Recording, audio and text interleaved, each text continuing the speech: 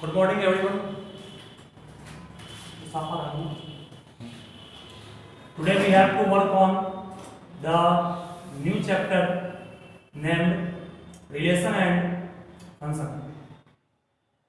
I will discuss it in very short.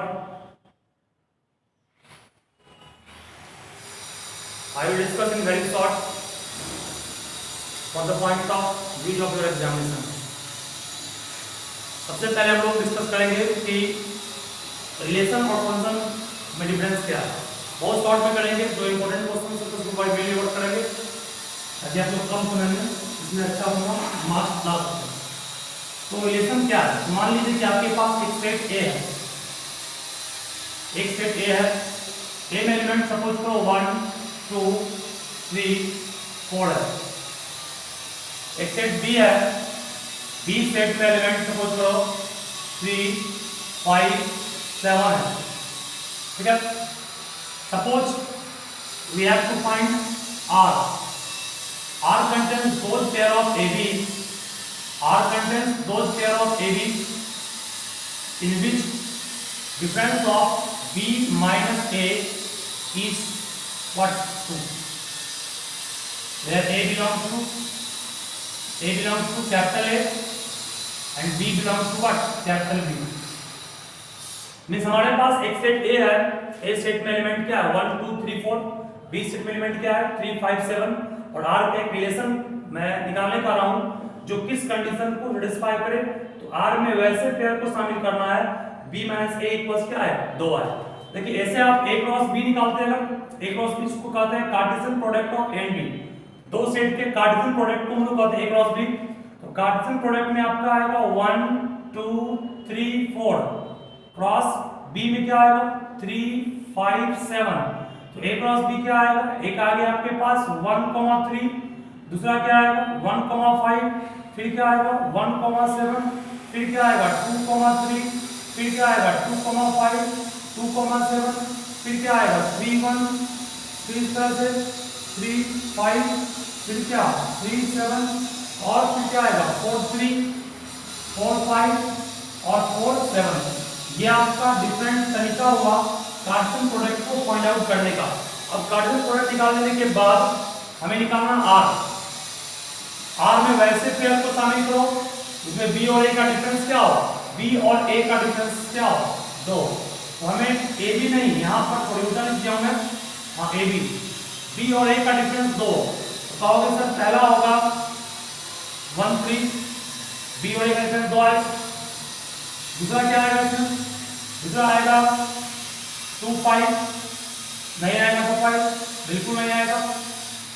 3 5 आएगा, बिल्कुल आएगा। 5 माइनस 3 क्या होगा 2 आएगा, और कोई आएगा, और हमारे ख्याल से और कोई नहीं आएगा।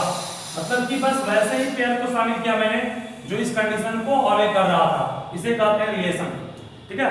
इस रिलेशन का जितना भी फर्स्ट कोऑर्डिनेट है, फर्स्ट कोऑर्डिनेट कौन है 1 और 3 है, तो और फर्स्ट कोऑर्डिनेट पहले कोऑर्डिनेट से जो बना है उसे कहते हैं हम लोग डोमेन, और दूसरे कोऑर्डिनेट से जो बना है उसे कहते हैं कोडोमेन या रेंज, ठीक है ना।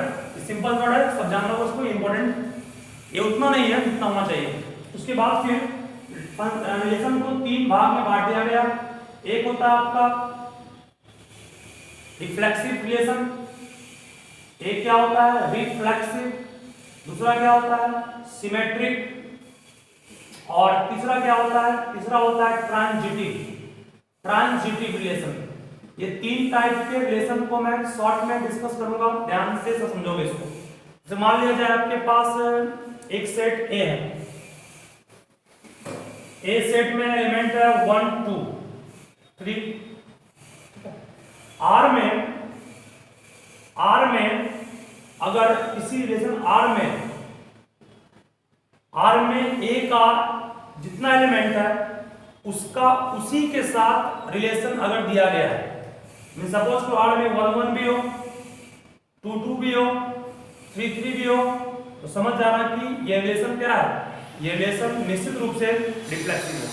रिफ्लेक्सिव का मतलब सिर्फ यही हुआ कि आपके पास जो एक एलिमेंट है उस एलिमेंट का रिलेशन उसी के साथ होना चाहिए, है ना। 1 1 2 2 और 3 3 लिखा ना मैंने। अगर 1 1 है 1 का 1 के साथ है, 2 2 का 2 के साथ है, 3 का 3 के साथ है। अगर ऐसा कोई रिलेशन देखने मिलता है तो उस रिलेशन को रिफ्लेक्सिव कहते हैं, ठीक है। अब ये रिफ्लेक्सिव का कंडीशन था। आगे इसके बाद चाहे तो 1 2 2 3 1 3 हो या ना हो, उसका मतलब नहीं है। रिफ्लेक्सिव का बस यही कंडीशन है कि एक एलिमेंट का उसी के साथ रिलेशन होना चाहिए। उसके बाद बात करें हम सिमेट्री की। सिमेट्री का कंडीशन है कि अगर ए बी बिलोंग कर रहा है, देखो इसमें कहा कि अगर आपके पास एक ए सेट है जो नॉन इम्पॉर्टेंट सेट है, अगर ए बिलोंग कर रहा है कैपिटल ए से, तो ए को बिलोंग करना है किससे, आर से, और ऑल ए बिलोंग्स टू ए। मतलब कि क्या हुआ इसका मतलब, अगर एक एलिमेंट स्मॉल ए है तो कैपिटल ए बिलोंग कर रहा है, तो हर एक ए को बिलोंग करना आर से, ठीक है। आर में आया तो 1 1 क्या है, 2 2 क्या है, 3 3 क्या है, समझ जाना ये आर क्या आपका रिफ्लेक्सिव। सपोज को 3 3 नहीं होता तो इस रिलेशन को रिफ्लेक्सिव नहीं करता, ठीक है। मान लो अगर ए में आपका 1 2 3 4 है, इसका मतलब 1 1 होना चाहिए, 2 2 होना चाहिए, 3 3 भी और 4 4 भी, तब कहलाएगा रिफ्लेक्सिव, अदरवाइज रिफ्लेक्सिव नहीं कहलाएगा। ये सिंपल सा तरीका हुआ रिफ्लेक्सिव को समझने का। उसके बाद सिमेट्री की बात करें, सिमेट्री का कंडीशन है कि अगर ए बी बिलोंग कर रहा है किससे, आर से, तो निश्चित रूप से बिलोंग करना होगा किसको, बी ए को भी आर से, तभी कहलाएगा वो सिमेट्रिक, अदरवाइज सिमेट्रिक भी नहीं कहलाएगा। मान लिया जाए कि हमने आर में लिया, सपोज करो 1 2 2 3 1 1 2 2 2 1 और 3 2। यहां पर आप साफ देख रहे हैं 1 2 बिलोंग कर रहा है, तो 1 2 का उल्टा कौन है, 2 1 बिलोंग ये भी कर रहा है इससे, कर रहा है, मतलब कि 1 2 है, 1 2 का उल्टा 2 1 बिलोंग कर रहा है, 2 3 है, 2 3 का उल्टा 2 बिलोंग कर रहा है। मतलब कि ए बी अगर बिलोंग कर रहा है आर से, ए बी का उल्टा जो होगा बी है वो भी उससे बिलोंग कर रहा है, तो उन सारे वैसे रिलेशन को हम लोग कहते हैं सिमेट्रिक। और ट्रांजिटिव कंडीशन है कि अगर ए बी बिलोंग करेगा आर से, बी सी बिलोंग करेगा आर से, तो किसको बिलोंग करना आर से, ए सी को भी बिलोंग करना आर से, तो वैसे रिलेशन को कहते हैं हम लोग transitive relation. A B B C दोनों करेगा तो ए सी भी करेगा अगर, तो कहते हैं उसको क्या हम लोग ट्रांजिटिव रिलेशन, ठीक है। तो आपके पास एक एग्जांपल दे रहा हूं मैं, मान लीजिए हमारे पास एक सेट ए है, ए सेट में एलिमेंट है 1 5 6, ठीक है। आर में दिया गया है 1 1 5 5 6 6 1 5 1 6। मैं पूछूंगा क्या ये रिलेशन रिफ्लेक्सिव है, बिल्कुल है, 1 1 भी है, 5 5 भी है, 6 6 भी है। क्या ये रिलेशन सिमेट्रिक है, तो नो सर, क्यों नहीं है, वो 1 5 है बट 5 1 है क्या नहीं ना, 5 1 भी होता, 1 6 है तो 6 1 भी नहीं है, तो 1 5 है मींस ए बी के फॉर्म में जो है उसका उल्टा बी ए भी होगा, तो इसको कहते हैं रिफ्लेक्सिव और सिमेट्रिक, अदरवाइज सिमेट्रिक नहीं करेंगे। यहाँ पे सिमेट्रिक कहलाएगा, ये रिफ्लेक्सिव है बट सिमेट्रिक नहीं। लेकिन मान लो 1 5 है, यहाँ पर 5 1 भी होता, 6 1 भी होता, तो इसे क्या कहते हैं हम लोग, तो इसे कहते हैं सिमेट्रिक भी। और ट्रांजिटिव कंडीशन के ए बी और बी सी करेगा तो ए सी को करना, ये कंडीशन इसका ट्रांजिटिव का। और अगर कोई रिलेशन रिफ्लेक्सिव भी है, सिमेट्रिक भी है, ट्रांजिटिव भी, तीनों है, ये रिफ्लेक्सिव भी है, सिमेट्रिक भी है, अगर ट्रांजिटिव भी हो जाता तो इस रिलेशन को हम लोग एक सिंगल वर्ड में नाम देते हैं, जो कहते हैं यूनिवर्सल रिलेशन।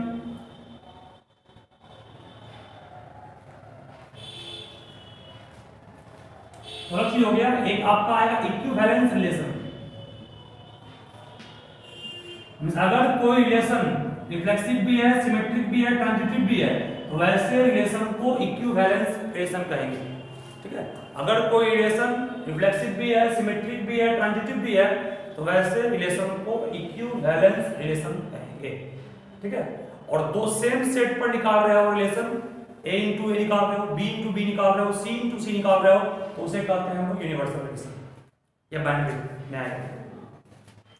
चलिए सब शॉर्ट में था, आपको हम बस बोल दिया हूं।